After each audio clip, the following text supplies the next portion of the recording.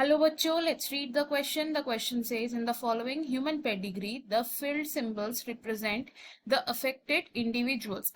Identify the type of given pedigree.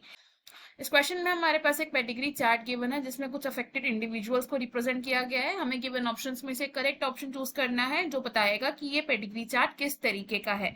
इस question में हम बात करेंगे सबसे पहले की कॉन्सेप्ट की, और इस क्वेश्चन में हमारा की कॉन्सेप्ट होगा पेडिग्री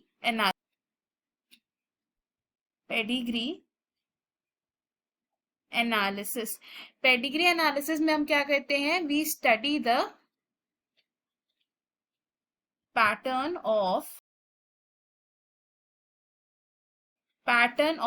इनहेरिटेंस. पेडिग्री एनालिसिस में हम स्टडी करते हैं कि एक पर्टिकुलर ट्रेट सक्सेसिव जनरेशंस में किस तरीके से इनहेरिट हो रहा है. अगर हम एक ब्लैंक स्क्वायर को यूज करते हैं तो it represents unaffected male. Similarly अगर हम इस स्क्वायर को शेडेड फॉर्म में रिप्रेजेंट कर रहे हैं तो इट इज अफेक्टेड मेल. अगर हम एक ब्लैंक सर्कल यूज कर रहे हैं तो इट रिप्रेजेंट्स अनअफेक्टेड फीमेल. और अगर हम एक शेडेड सर्कल को यूज कर रहे हैं तो इट इज अफेक्टेड फीमेल. एक मेल और फीमेल के बीच में हम मेटिंग को रिप्रेजेंट करते हैं bye drawing a connecting line. अगर एक पर्टिकुलर ट्रेट सभी जनरेशंस में एक्सप्रेस हो रहा है, trait expressed in all generations, तो ये ट्रेट होता है एक डोमिनेंट ट्रेट. अगर वो ट्रेट एक जनरेशन को स्किप कर रहा है, यानी कि skipping of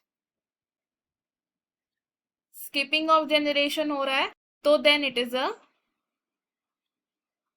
recessive trait.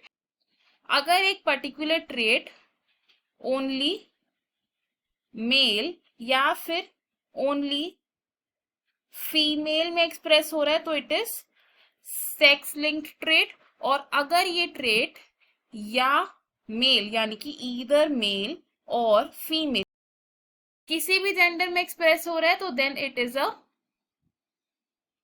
Autosomal trait. हमारे पास जो पेडिग्री चार्ट गिवन है, अगर हम वो चार्ट देखें तो this is the first generation which is the parental generation, then it is the second generation, this is third generation and this here is the fourth generation. Parental generation यानी कि first generation में हम देख रहे हैं कि जो mail है वो अफेक्टेड है, एंड देन सेकेंड जनरेशन में एक ऑफस्प्रिंग पर ये ट्रेट एक्सप्रेस नहीं हो रहा है, यानी कि स्किपिंग ऑफ जनरेशन हो रही है. सिमिलरली थर्ड जनरेशन में भी सब ऑफस्प्रिंग्स में नहीं है ये ट्रेट एक्सप्रेस्ड.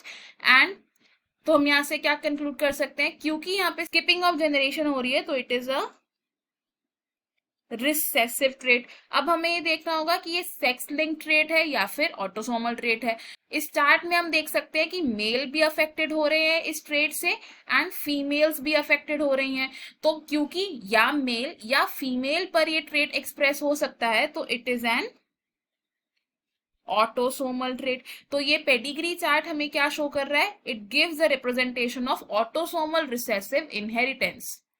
अगर हम अपने ऑप्शंस देखें, यहाँ पर ऑप्शन बी हमारा करेक्ट हो जाता है, option A, option C and option D wrong हो जाएंगे. इस क्वेश्चन में हमारा जो फाइनल आंसर है that is option B, autosomal recessive. I hope you understood it well. Best of luck. Thank you.